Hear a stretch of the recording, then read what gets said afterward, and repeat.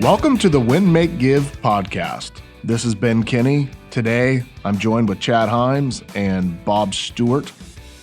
A little different episode today because we want you all to know that we listen in our Facebook group, which is, Chad?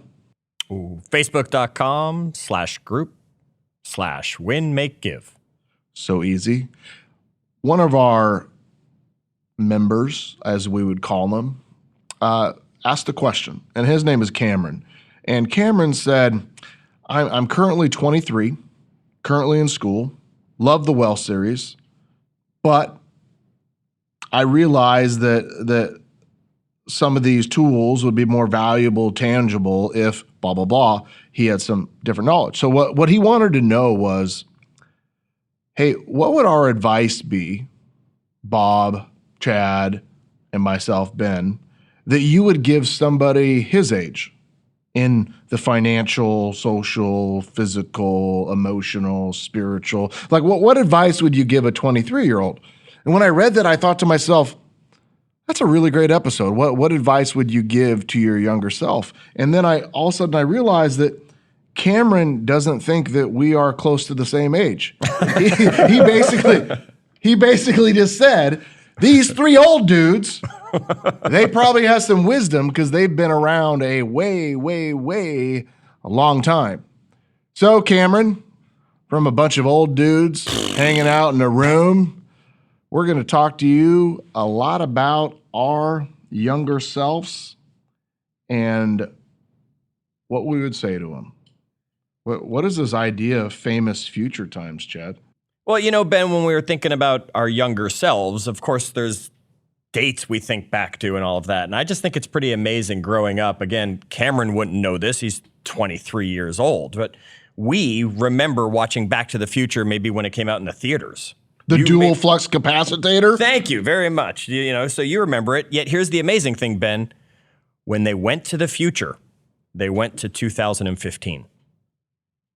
They went to 5 years ago when they went to the future. You know, and Terminator, we all remember Terminator, those of us who grew up back in the 80s and the 90s and all that. Yeah, because Skynet was going to take over the whole world. In 1997. 1997? That was the year, August 29th, 1997, Skynet becomes aware.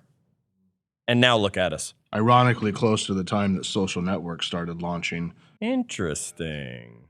Yes. Just wanted to know some of those times that happened that we grew up looking forward to, waiting for what it would be like in 2015 to have a hoverboard or a flying car. Yeah, didn't happen though. So if you're listening to this and you remember things like Tom Petty, Guns N' Roses, Red Dawn. The original, thank you. Right? If you watched all four Rockies or 5 or 6 or 7 or whatever they had in a row in the 90s, right? You're one of us. There you go. If you don't know what Candlebox, Counting Crows, right? Better Than Ezra, like what would you guys add to the list of things that people our age would know about that these others don't? Tone Loc. Duran. Tone Loc? Are you kidding me? He's going good, you know. Will Wild Smith, thing. when he was actually before he was even the the Fresh Fresh Prince? Prince. Before he was even the Fresh Prince. Right? When he was just some rapper. Come on. Yeah. What else, Bob? I don't know, what else from my childhood? I loved Transformers, He-Man. There's a lot of cartoons. The original Scooby-Doo. I watched the Scooby-Doo that they put out for my kids now, and they sound different and they like act different, and I'm like confused by it. Scooby-Doo! Isn't it amazing, though? All the things from our childhood is what's coming out now because we are the ones with the money that are taking our kids to these things for those experiences. That's true. They're pulling on our heartstrings to get us to spend money for our own children. I mean, who would go to a He-Man movie except for you, Bob? I'd be there. I had all the He-Man collection. Like, of course you did. They're mostly stolen because we were super poor, but I did have like some random He-Man figures. Well, G.I. Cameron, Joe, our first bit of advice is listen to 80s music. That's right. Watch 80s movies. Yes. Right. Play 80s video games. Yes. But we're going to dive into a little bit more, ladies and gentlemen, and I want you to think about this for yourself. What would you tell your younger self, or what would you tell somebody else who who has plenty of time to not make the same mistakes that all of us have made. And that's the key that you say right there, Ben, because of course we can't go back in time. We do not have the DeLorean. We can't do it. Yet by looking at ourselves and saying, this is the advice I would have given myself when I was in my 20s or my 30s or my teens or whenever, I can now look at my daughter and give her that advice now because I know I wish I had known it then. So it's everybody here remembering, look at yourself. Yet at the same time, who can you go share this with? So the areas we're going to talk about today are health, obviously wealth and money, time, social, emotional, spiritual, maybe even career, right? Mindset. We're going to talk about some of these areas, some of these things that we wish we would have known, or we wish we would have invested time in learning or becoming masters of, or things we wouldn't have let slip by in our lives. So before we jump into this, if we were to just narrow it down to one concept, what would you say, Chad, that you would want to tell your younger self that this person needs to know? Wow. One concept for all of it. Wow. That's a good one, Ben. I would probably narrow it down to, it's harder to fix it after the fact. Do it right first. Good one. Bob, what would you say? I would say, Cameron appears to be on the right path already, which is, it's basically what we talked about in that wealth series. And we've, David Goggins has said this before, but it's this, become financially literate, but realize nobody's coming to save you in that arena. Right? Like you don't learn this in school. You don't learn financial literacy in college even. Most of our parents don't share this with us. So, he has a leg up because he did mention that he took the wealth series, but nobody's coming to save you. Like a lot of the advice that I would give back to my younger self are things like be more bold or, save 10% or some of these kind of concrete things we'll get into, but they all really revolve around the idea that I have to do these things myself. Nobody is coming to help me do these things. Yeah. What about you, Ben? Yeah. The word that we used a lot in the wealth series was compounding. Mm-hmm. And compounding in the wealth series was talking about how money can grow massively like a hockey stick, slow and then fast over time. But that one concept, if I could teach myself that, I probably would. Like your health. It grows or you become unhealthy in that kind of slow and then all of a sudden way, right? And it's hard to get back. Yep. Money the same way.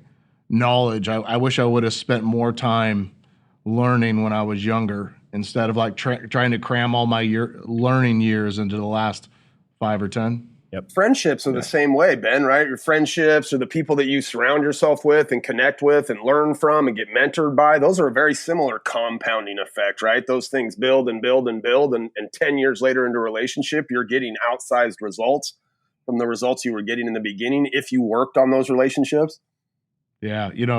If you were to put that down into a phrase, Bob, I'd say relationships matter. Yeah, absolutely. Relationships matter. Who you're around, who you hang around with, who you partner with, who you work for, who you let influence you, who you learn from, right? Sounds like an episode. All of those types of things. Absolutely.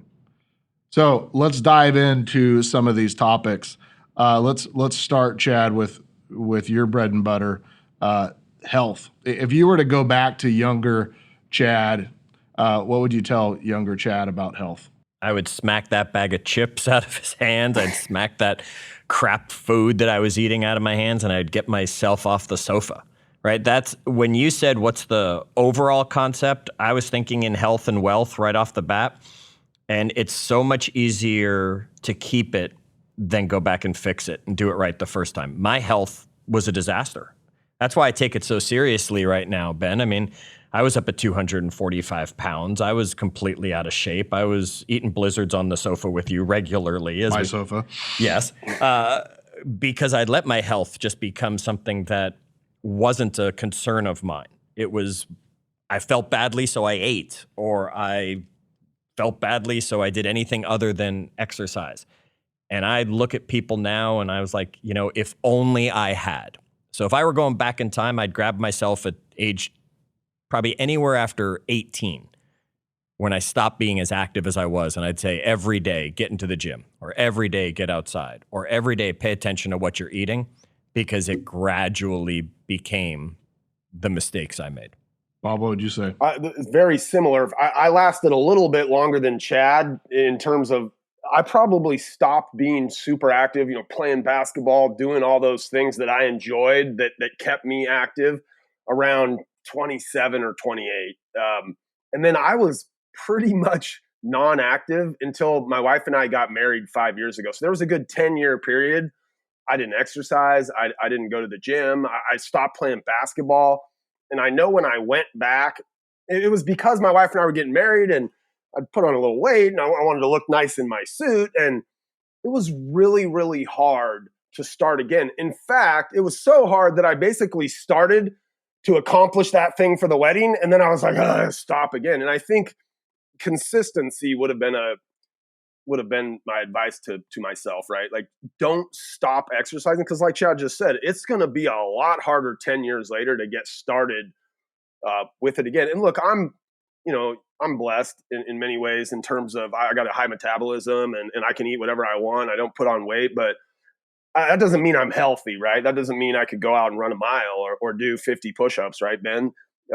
Only recently I started to think about my health again. And, we do our push-up challenge. We talk about that a little bit on the podcast, but that's been something, and Chad kind of laughs at us, right?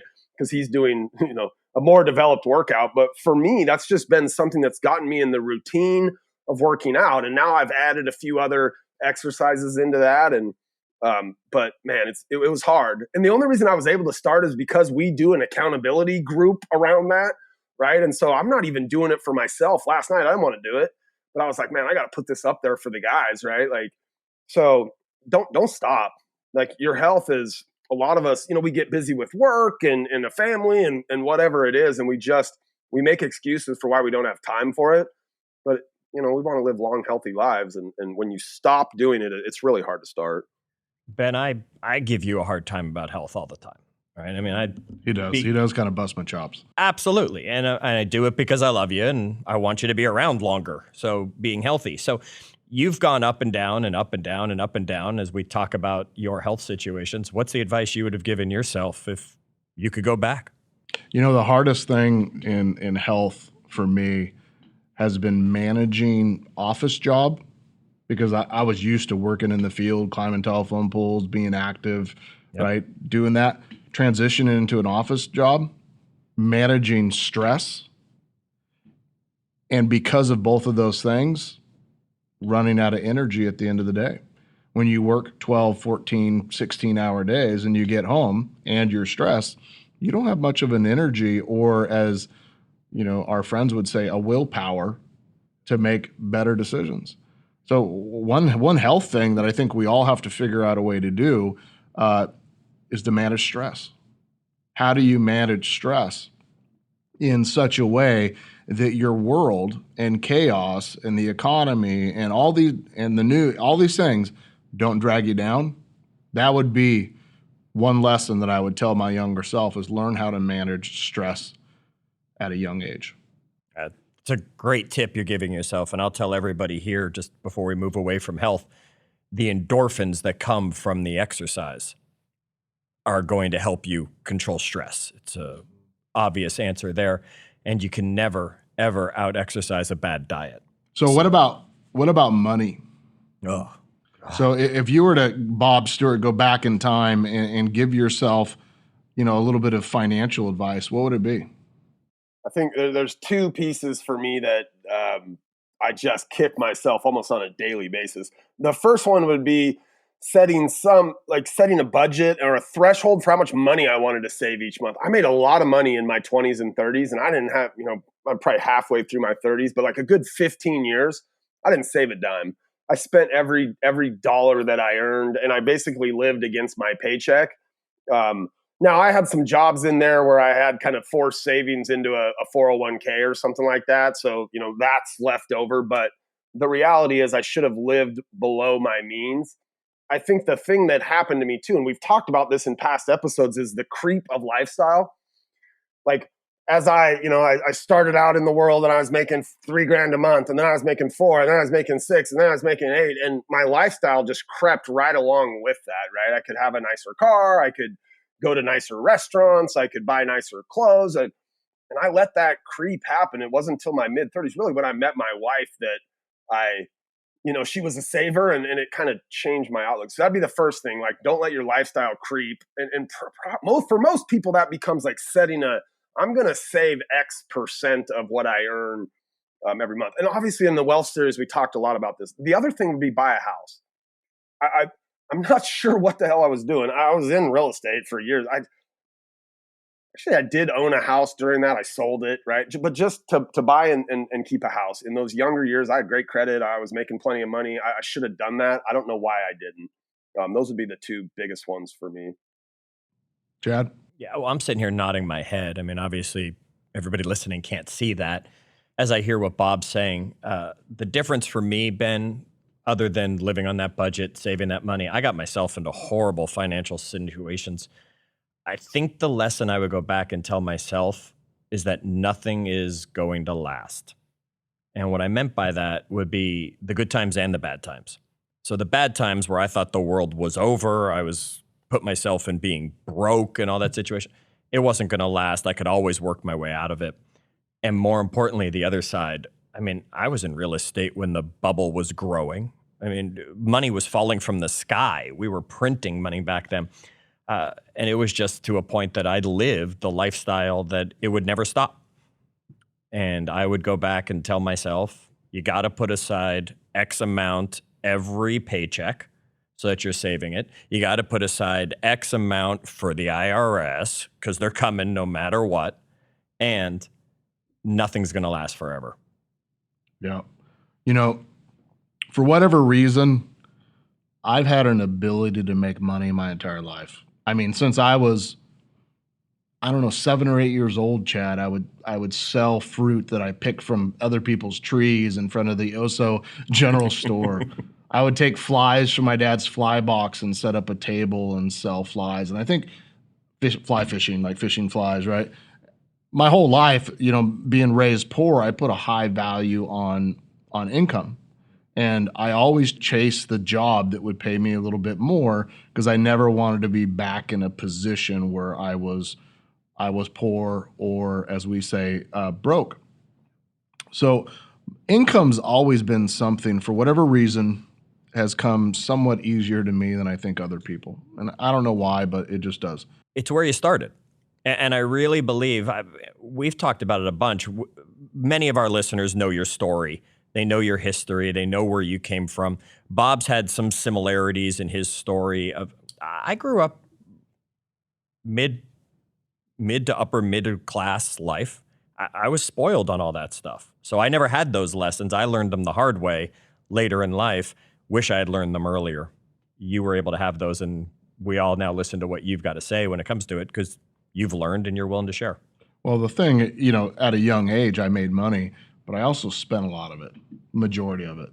And then I allowed my impatience and my desire to grow bigger faster to steal from all the hard work that I had done. And I got two good examples, guys. One, I put a home equity line of credit on a property, and I borrowed a bunch of money so that I could use it to basically fund a business that I wasn't running correctly.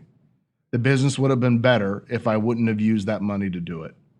Number two, I cashed out my 401k twice in my career. And I just go back and look at the amount of money that would be now, just on those times that I did that. It's massive. It's a life-changing amount of money. So don't borrow from your 401k, I would tell young Ben. Don't borrow equity out of your real estate, right? And I'd probably buy a lot more of it. Oh, yes. There's not a piece of property that Dad ever drives by that he says, gosh, I'm sure glad I didn't buy that one when I was a kid. Yep.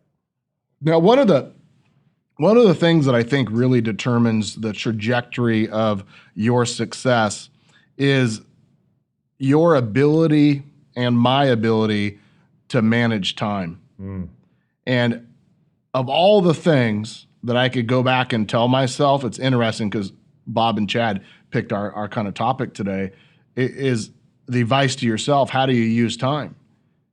It's the number one thing that affects our health, our finances, our career, our businesses, and our relationships, right? How many of us have ruined or walked away from relationships because we had priorities somewhere else, right? Or how many of us have let our health go away because we didn't have time or we didn't make time, or money, we didn't take the time to learn, or whatever that might be. The ability to manage time, no matter what age you learn it at, will determine your end trajectory, your end potential. So Chad, if you were to give yourself some advice as a youngster about managing time, what would it be? Don't procrastinate. Right? It would just simply come down. I was the kid who was up at 2 a.m. finishing the project that was due the next day that you had been assigned a month ago. Right? It would be use my time wisely. And to me, I was a social kid. So to me, it was I was putting my energies there instead of where it needed to be. And if it were having the priority sheets that we talk about, if it were knowing what my priorities were and pounding those out, come down to don't procrastinate. If I had to give myself just one piece of advice, it'd be get done what needs to get done now so you have the time to do the things you want after. Yeah, use time wiser. Yeah. What about you, Bob? So I have two concepts around this. One would be basically on your compounding discussion earlier, right? Is pick some amount of time. And I think, when I was younger and I didn't have kids and there was, I had less going, it would have been an hour, right? Pick an hour a day where you are purposely going to go out and learn something. And back then, Ben, we didn't have podcasts. We didn't have YouTube videos we could go watch all day long, right? It would have been, read a book for an hour or even for a half hour. Into my later 20s and 30s, that I probably would have been able a half hour, right? But to think of, an hour a day over the last 20 years, what I could have potentially put in my brain. And look, we did a lot of that, right? But for me, it was mainly focused on my job and my career, and I didn't get too much outside of my bubble. So it would have been just like learning something for an hour a day. The other thing I would say that I have just a horrible problem with, and this continues to dog me today, would be learn how to say no. Learn how to comfortably say no to people. Find whatever those strategies and techniques are. Ben, you've got some things that you do around that, where you're kind of putting it back on them. But it would just be, I know if I'm working on other people's stuff, I'm not getting my own priorities done. And for my entire career, I've been a people pleaser and wanting to help people. And so just learning how to say no, and then, just the compounding effect of learning something every day, even if it's in half-hour increments. My answer would be really close to that, Bob. It's to understand that there is a finite amount of things in our lives. Finite means fixed. There's a fixed amount. We have a fixed amount of time. We have a fixed amount of money. We have a fixed amount of years in the world. We have a fixed amount of, energy, all that. And as I say time is fixed, what that really means, Bob, is that everything you say yes to has a corresponding no. And I didn't always understand that by saying yes to one person, I was saying no to 1, 2, 3, 4, 5, or 6 other people or other things.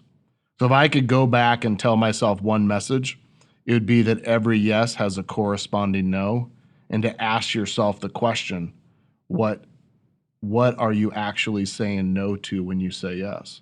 Now, that would solve a lot of our financial problems too. Instead of saying, I really want this, or I need this, or I'm going to buy this, if I sat back and asked myself, what is it that I can't do, or I can't buy, or I can't invest in, or I can't have, by saying yes to this thing, it probably would have changed a lot of the decisions that we made.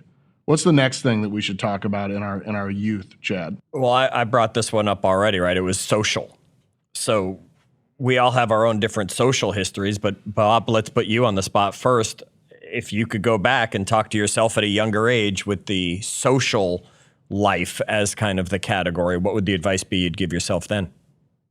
I think it would be to have a wider group of friends. I had a really close-knit, tight group of friends, and I'm friends with some of those guys all the way to today. There's a number of them. I wish I would have explored more friendships and connections at a younger age, because a lot of it's, it's hard to make friends like as a 40-year-old, right? Like, I don't know where people make friends. You make them like at your kid's school, or so it would be to have a wider group of friends, I think. And then something that I kind of, these things naturally felt to me, it would be, I had mentors, but I don't know if they were actually mentors, and I don't know that I intentionally seeked them out. I think the reality is they were probably more peers than they were mentors, right? But so like intentionally seeking out mentors would be something that I'd put kind of in that social bucket, just because I feel like had I looked to people who'd already been where I'd been, or were where I wanted to go, I maybe could have figured out the path to get to that place easier. And in much the same way that, that our friend Cameron is asking us these questions, right? I could have been doing this throughout my career and finding people that I wanted to kind of learn and grow from. I believe that in business, your company needs a board of advisors. Mm-hmm. But I think in life you do too. What would it be like if you looked at your social circle, not just as who you go have a beer with or who you go to the movies with or whatever you do, right? But as the 5 people that I hang around with, they're my board of advisors. Who would that be, right? And you would have your health friend and your business friend and your finance friend and your faith friend and your person that's really good at relationships or marriage or whatever, right? You'd pick your board of advisors. So in social, I gravitate towards people that I can give value to and people that can give value back to me, this mutual relationship. And I would go back to my younger self, and there are definitely relationships that we should have got out of faster, or just moved on, or found that were relationships that were missing in our lives, both friends and, dating kind of thing. One of the jokes that I say is, right girl, wrong time, wrong girl, right time, right? Mm-hmm. Same with friendships, right? Sometimes they run their course, and sometimes you have to be purposeful about going out there and finding that right person for the right time. It's so interesting that that's the one that you would give yourself as advice, Ben, because I absolutely lived that. I remember grade 10, and I almost failed grade 10. And I remember coming home at the end of grade 10, and my dad basically said to me, you have 2 choices. You either get new friends or you're grounded all of grade 11 now. You're not spending your time with those kids. And of the 5 that I had, 1 is passed away now, and 1 is in prison. And the other 3 aren't really doing much for themselves, sadly. And I focused on a new group of friends. And they're all highly successful people, and they've been my friends ever since. So it's interesting that you say that, because that then segues to what I would give myself, and it's trust those people, right? If you're going to put those people in your circle of friends, you got to trust them. When they tell you something is wrong, you got to hear it, because we never see things ourselves. It's the old forest through the tree, or the trees through the forest, whichever way that saying always goes, that we don't see what we're doing, and our friends who care and love us enough, they do. So you've got to trust them, which is what led to the intervention that happened in my life for a social situation and a relationship that needed to change, thanks to the relationships I could trust. So Bob's right. Have that great group around you. You're right. Make sure that it's a specific and well-balanced group around you. And then I would tell myself to trust in that group. Is there any other areas that you think are worth talking about today? There's always areas I'd go back and tell myself, change is inevitable, right? That's not necessarily in a specific area, but I would tell myself, change is happening.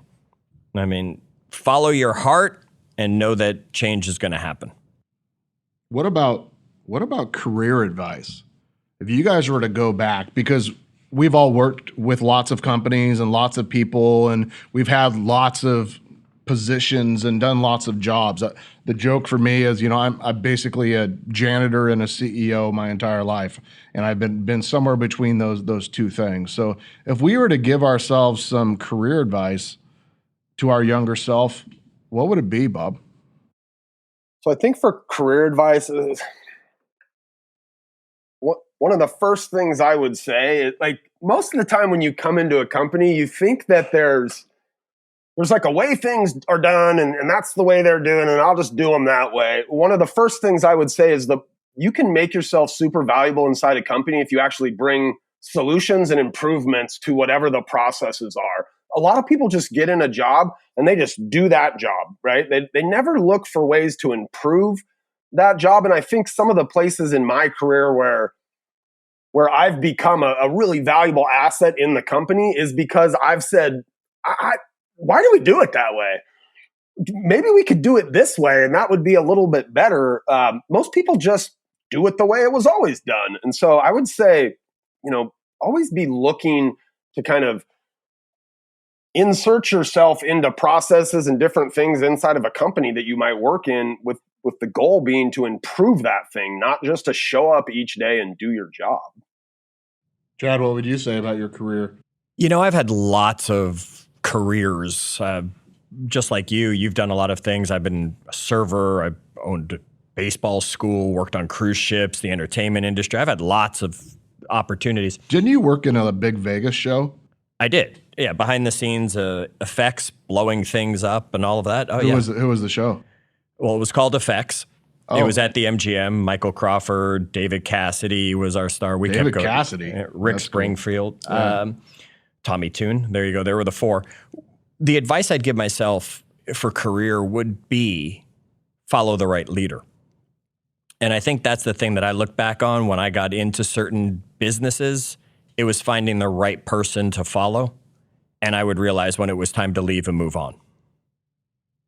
So if you can make sure you're finding the right leader to follow, it's not pick a career path when you're 18 and stick to it your whole life. I actually love the fact that I've had multiple experiences because I think it helps me bring a different look at my industries and my careers as I've moved on. It's just making sure you've got the right person leading the way. Yeah, mine is pretty much the same. It would be who you work with matters. Yeah. I had a great start to my career in corporate America where I worked for TCI, AT&T Broadband, and Comcast. And I never changed jobs. The company's always changed. And who I work for always changed. I realized in that career that I was number 14,117, and that was my badge ID, and that's all anybody knew me as, right? I was just a number.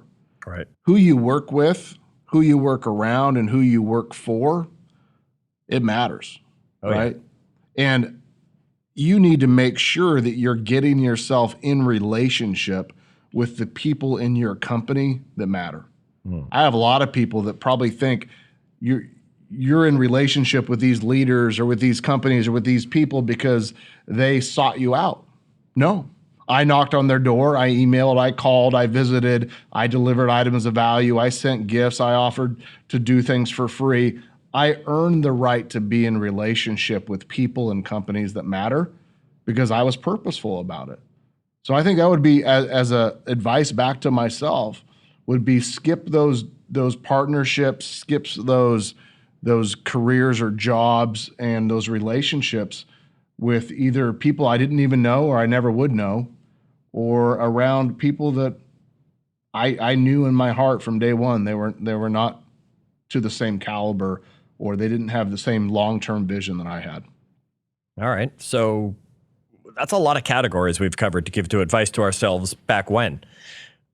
Let's look ahead, because now we're going to be 10, 15 years ahead before we know it, blink of an eye, and we're going to be going, boy, I wish back in 2020 I listened to myself when I did whatever. Ben, what's the advice you give to the future Ben that's coming? I always say the scariest thing for me is not where I'm at. It's looking ahead 5 or 10 years and realizing I'm still in the same spot. That's the scariest thing that can happen to me. I could lose everything and I would be okay. But continuing to have nothing change in my life is super scary. So I think the future Ben needs to hear, or the present Ben needs to hear, so that we can get there. Yeah, I'm all super confused now. Is that what are the areas of my life that we need to change, right?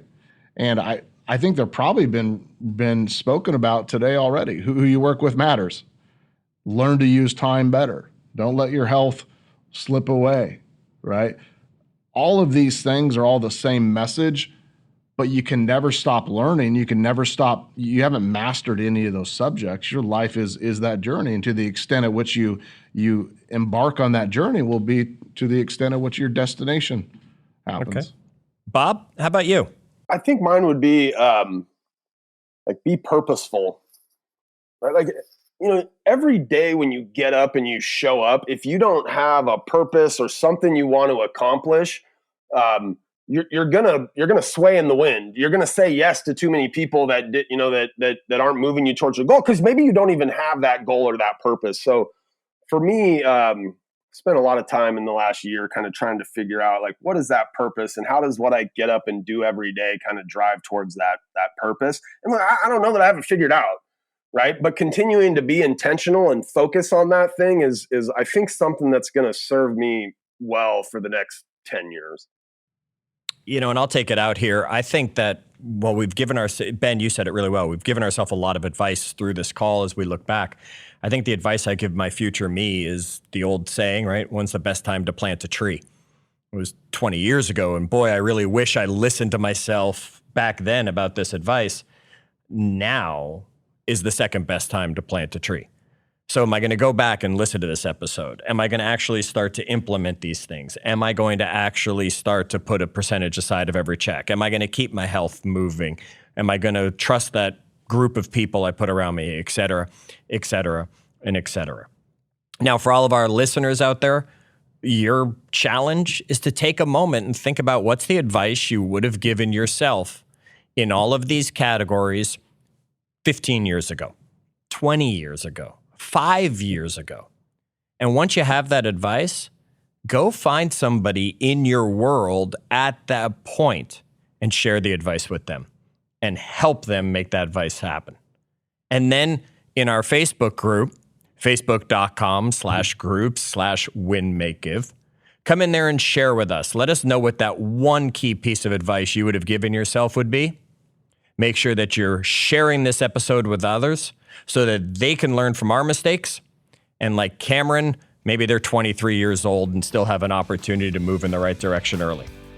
Until our next episode, make sure you remember to rate this one, review this one, and share that feedback with us. And as always, do good.